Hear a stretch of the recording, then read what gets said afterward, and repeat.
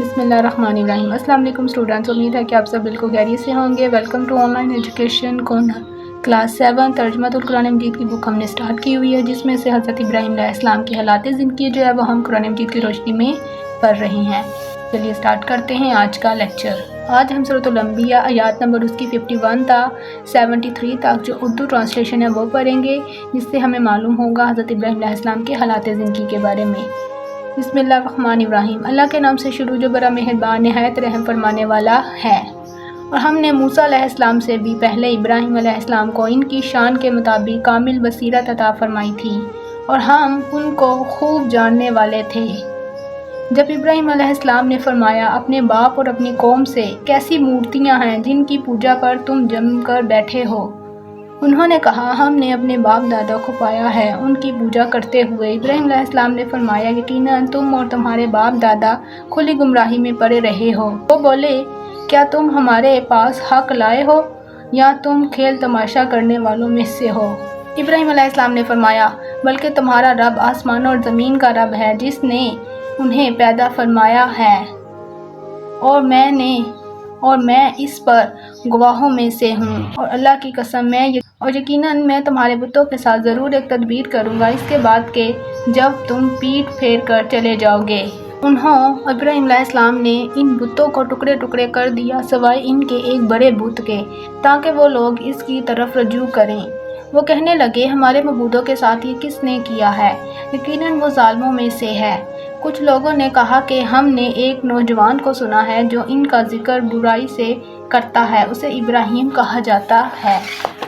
वो बोले, तो लाओ उसे लोगों के सामने ताकि वो इसका अंजाम देख लें। जब इब्राहीम अलैहिस्सलाम आए तो इन लोगों ने कहा, क्या तुमने हमारे मबूदों के साथ ये काम किया है ए इब्राहीम। इब्राहीम अलैहिस्सलाम ने फरमाया, नहीं, बल्कि ये काम क्या हो गया कि सब बड़े बुत ने, लिहाजा तुम उन्हें बुतों से पूछो अगर वो बोल सकते हैं।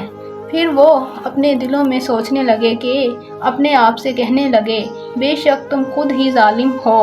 फिर शर्मिंदा होकर सर नीचे कर लिया और कहने लगे, यकीनन तुम जानते हो कि ये बुत नहीं बोलते। इब्राहीम अलैहिस्सलाम ने फरमाया, तो क्या तुम पूछते हो अल्लाह के सिवा इनको, जो ना तुम्हें कुछ फ़ायदा दे सकते हैं और ना तुम्हें नुकसान दे सकते हैं।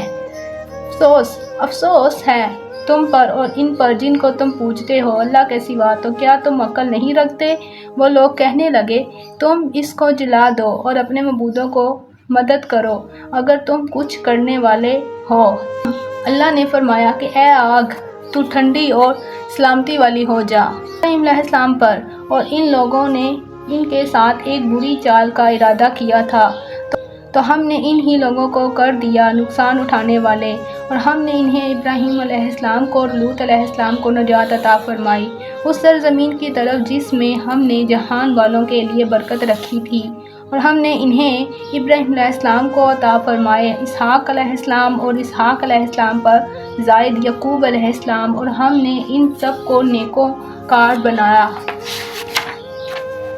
और हमने इन्हें इमाम बनाया और हमारे हुक्म से हिदायत फरमाते थे। और हमने इनकी तरफ वही फरमाई नेक काम करने की और नमाज कायम करने की और ज़कात अदा करने की, और वो सब हमारे इबादत गुजार बंदे थे। ट्रांसलेशन जो वो कंप्लीट होती है और इसी के साथ हमारे जो हमने हज़रत इब्राहीम अलैहिस्सलाम के हालात ज़िंदगी कुरान मजीद के मुताबिक स्टार्ट किए थे वो कंप्लीट होते हैं। इंशाल्लाह नेक्स्ट वीडियो में हम नेक्स्ट जो टॉपिक है हमारा हज़रत मूसा अलैहिस्सलाम, उसको हम स्टार्ट करेंगे, उसकी रीडिंग और एक्सरसाइज करेंगे। आज की वीडियो अगर अच्छी लगी हो तो इसे ज़रूर लाइक और शेयर कीजिएगा दोस्तों के साथ। Thanks for watching. अल्लाह हाफिज़। Take care.